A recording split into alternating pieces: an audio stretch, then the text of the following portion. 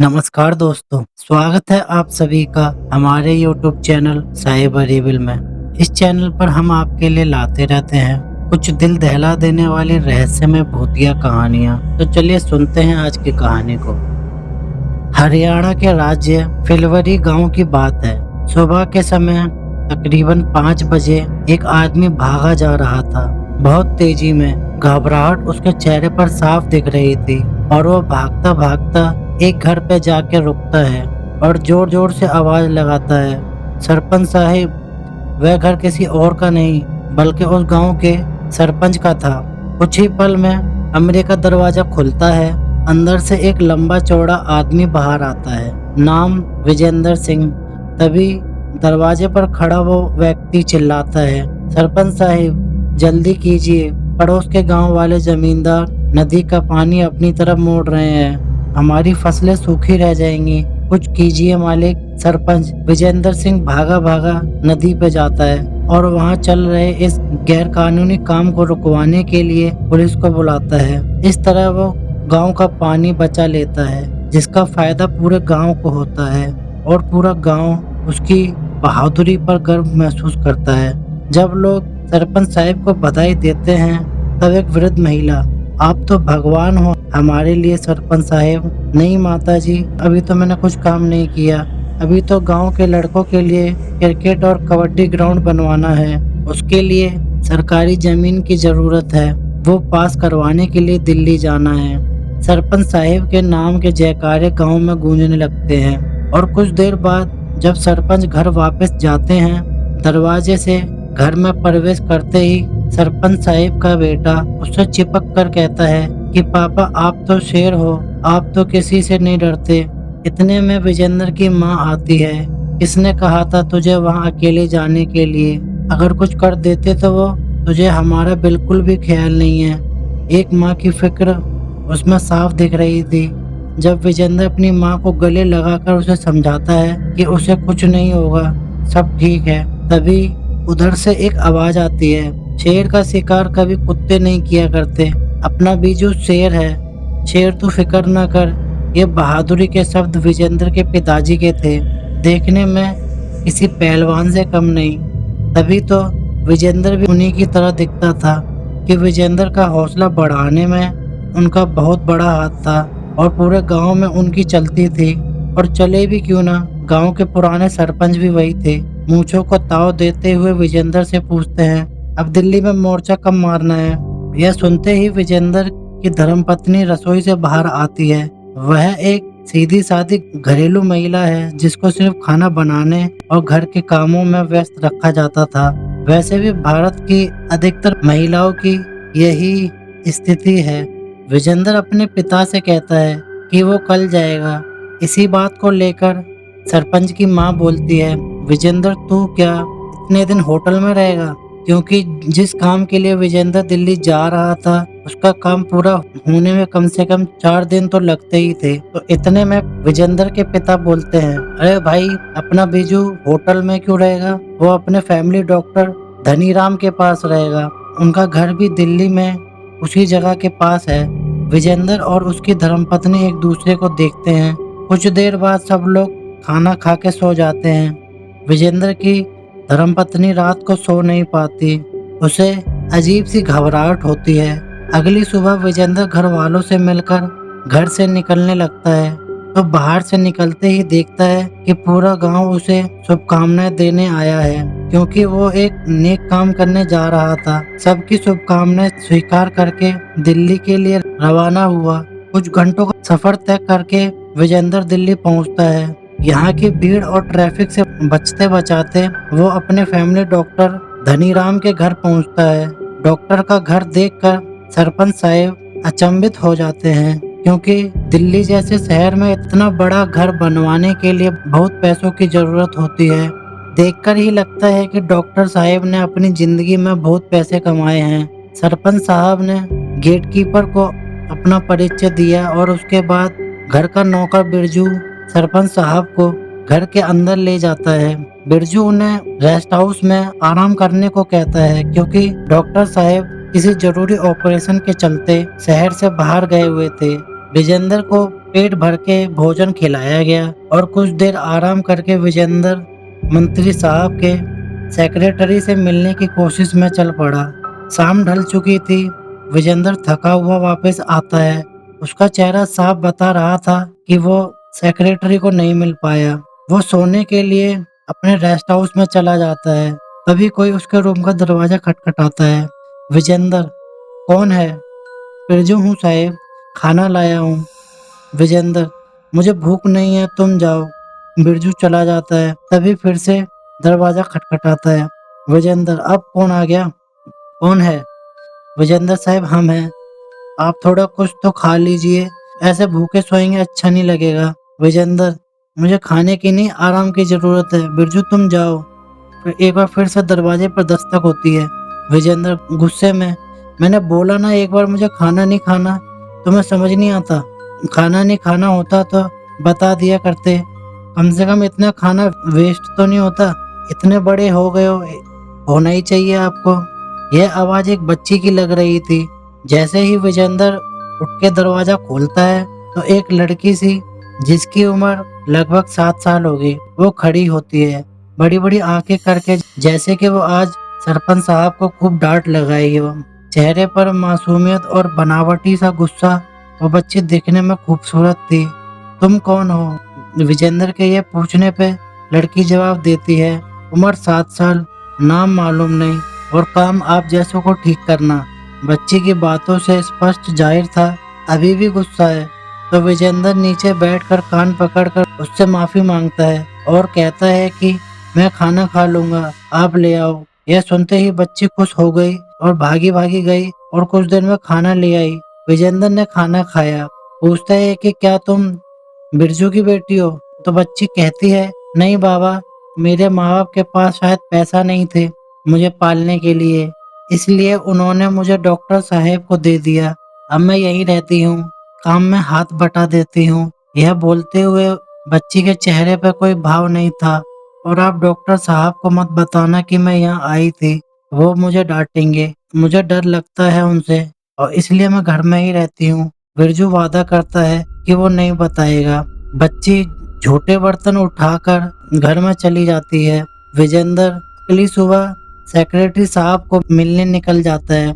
इस बार और कोशिश करता है, ऑफिस के बाहर बैठा रहता है और शाम हो जाती है पर कोई फायदा नहीं होता। घर वापस आ जाता है और देखता है कि बच्ची पहले से ही उसके बिस्तर पे सो रही होती है। आप यहाँ क्यों सो रही हो? आवाज सुनते ही बच्ची जाग जाती है। आप आ गए। वो डॉक्टर साहेब ने आज फिर से शराब ज्यादा पी ली है और वो सबको गालियां दे रहे हैं, तो मैं यहाँ आकर सो गई। आपको कोई परेशानी तो नहीं है अगर मैं यहाँ सो जाऊं? उस मासूम बच्ची को भला कौन मना कर सकता था। विजेंद्र वहीं पर सो गया और बच्ची भी उसके हाथ से लिपट कर सो गई, मानो वो ऐसे कभी सोई ना हो। जैसे विजेंद्र सुबह उठता है तो बच्ची उसके पैरों के पास बैठी उसका पर्स चेक कर रही होती है। विजेंद्र, क्या तुम्हें पैसे चाहिए? नहीं अंकल जी, मैं तो ये फोटो देख रही थी। कौन कौन है इस फोटो में? विजेंद्र, यह मेरी धर्मपत्नी है और यह मेरा बेटा, आपसे 2 साल छोटा होगा। बच्ची, अंकल जी आपका काम हुआ या नहीं? विजेंद्र एक लंबी सांस लेके अपना सर हिला देता है। बच्ची, आप कोशिश कीजिए, मैं प्रार्थना करूंगी कि आपका काम पूरा हो जाए। विजेंद्र फिर से निकल पड़ता है मंत्री जी से मिलने के लिए। बच्ची की प्रार्थना लगता है भगवान ने सुन ली थी। आज तो सीधा मंत्री जी से मिला और काम भी पूरा हो गया। खुशी खुशी विजेंद्र गेस्ट हाउस वापस आता है। बच्ची डॉक्टर साहब के इंस्ट्रूमेंट में खेल रही होती है। दिखने में इंस्ट्रूमेंट किसी कैंची की तरह लगता है। तो विजेंद्र कहता है कि बेटा छोड़ो इसे, आपको लग जाएगी। अंकल जी ये तो मेरी है। बच्ची, खैर छोड़ो अंकल जी, आपको मुबारक हो, आपका काम हो गया। विजेंद्र, आपको कैसे पता कि मेरा काम हो गया? बच्ची, आपके चेहरे की खुशी बता रही है। विजेंद्र, अरे तुम ये मिठाई खाओ, मैं ये खबर डॉक्टर साहब को सुना कर आता हूँ। विजेंद्र भागा भागा घर के अंदर जाता है। विजेंद्र, डॉक्टर साहब कहाँ हो? आप जल्दी बाहर आइए। डॉक्टर, अरे विजेंद्र क्या हुआ, सब ठीक तो है? किसी तरह की परेशानी तो नहीं है यहाँ? विजेंद्र, सब ठीक है डॉक्टर साहब, मैं जिस काम के लिए यहाँ आया था वो हो गया है। ये लीजिए मिठाई खाइए। डॉक्टर, बधाई हो विजेंद्र, बहुत बढ़िया। मुझे पता ही था कि तुम ये कर लोगे। विजेंद्र, ये तो डॉक्टर साहब उस बच्ची की प्रार्थना का नतीजा है कि भगवान ने यह काम जल्दी करवा दिया। डॉक्टर, बच्ची? कौन सी बच्ची? विजेंद्र, वही बच्ची जिसको आपने यहाँ पाला, आपके घर में रहती है जो। डॉक्टर, अरे भाई कौन सी बच्ची की बात कर रहे हो? मैंने बच्ची पाली है और मुझे पता ही नहीं है। विजेंद्र, पर मैं तो उससे मिला। डॉक्टर, अरे भाई पता नहीं तुम किसको मिला है, पर इस घर में कोई बच्ची नहीं रहती। मैं बच्चों का डॉक्टर हूँ, बच्चे पैदा होने में हेल्प करता हूँ, बच्ची को पालने में नहीं। यह बोलकर डॉक्टर अंदर चले जाते हैं। विजेंद्र को कुछ समझ नहीं आ रहा था। वो जानना चाहता था कि बच्ची झूठ बोल रही है या डॉक्टर। वो भागा भागा अपने कमरे की तरफ जाता है और कमरे पर पहुंचकर दरवाजा खोलता है तो कमरे में अंधेरा था। रात का समय, पूरे घर में लाइट चली गई थी, कमरे में कुछ भी नहीं दिख रहा था। वो अपने मोबाइल की रोशनी करता है। एकाएक उसकी आंखों के आगे वो बच्ची खड़ी होती है। बड़ी बड़ी आंखों के साथ विजेंद्र डर जाता है। वो पीछे हट जाता है और बच्ची को ध्यान से देखता है तो बच्ची बिल्कुल चुपचाप खड़ी होती है। बच्ची के हाथों और पैरों पर खून लगा होता है। शीशे में से बच्ची की कोई परछाई नहीं दिख रही होती है। विजेंद्र समझ जाता है कि ये कोई भूत प्रेत है। विजेंद्र डर जाता है और भागने लगता है, पर कमरे का दरवाजा अपने आप लॉक हो चुका है। विजेंद्र के माथे से पसीने ही पसीने छूटने लगते हैं। वो बड़बड़ाने लगता है कि मुझे मत मारना, मुझे मत मारना, मेरा एक बेटा भी है आपके जैसा। यह सुनकर बच्ची हंसने लगती है और विजेंद्र की ओर बढ़ती है। विजेंद्र इस पल को अपने जीवन का आखिरी पल मान चुका होता है और अपनी मौत का इंतजार करने लगता है। तभी बच्ची के दोनों हाथ विजेंद्र के सिर को छूते हैं और उसका सर दबाने लगते हैं। विजेंद्र कुछ समझ नहीं पा रहा था। विजेंद्र फिर से डर के मारे बड़बड़ाता है और कहता है कि मैंने आपका क्या बिगाड़ा है, मुझे छोड़ दो। इस बार वो बोलती है, नहीं तो सब कुछ बिगाड़ा है पापा। ये शब्द सुनकर विजेंद्र के रोंगटे खड़े हो जाते हैं, मानो उसके प्राण ही न बचे हो। विजेंद्र सदमे में चला जाता है और उसे याद आता है आज से 7 साल पहले का समय, जब उसकी वाइफ प्रेग्नेंट होती है और वो उसको हॉस्पिटल में ले जाते हैं। हॉस्पिटल में वो ये चेक करने जाते हैं कि लड़का होगा या लड़की। डॉक्टर बाहर आके बताता है कि लड़की है पेट में। सरपंच साहब की फैमिली को लड़का चाहिए था तो उसकी माँ और उसका पिता डॉक्टर को बोल देते हैं कि हमें ये लड़की नहीं चाहिए, आप इसको पैदा ही मत होने दो। और विजेंद्र वहीं खड़ा होता है और वो अपने पिता को नहीं रोक पाता। कुछ समय बाद डॉक्टर आता है और बताता है कि अबॉर्शन हो चुका है, पर हमें बच्ची के बॉडी पार्ट्स काट कर निकालने पड़े क्योंकि बच्ची की बॉडी बढ़ चुकी थी। डॉक्टर वही थे, धनीराम। उनके हाथ में वही कैंची थी जिससे उस बच्ची को काट कर निकाला गया था।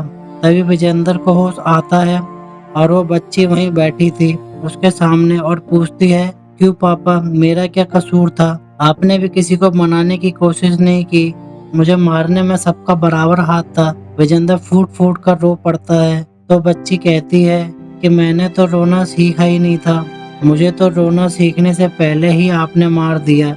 विजेंद्र को समझ आ चुका था उसने वो पाप कर दिया था जिसकी उसे कभी माफी नहीं मिल सकती। अपने हाथ बच्ची की तरफ जोड़कर फूट फूट कर रोता है।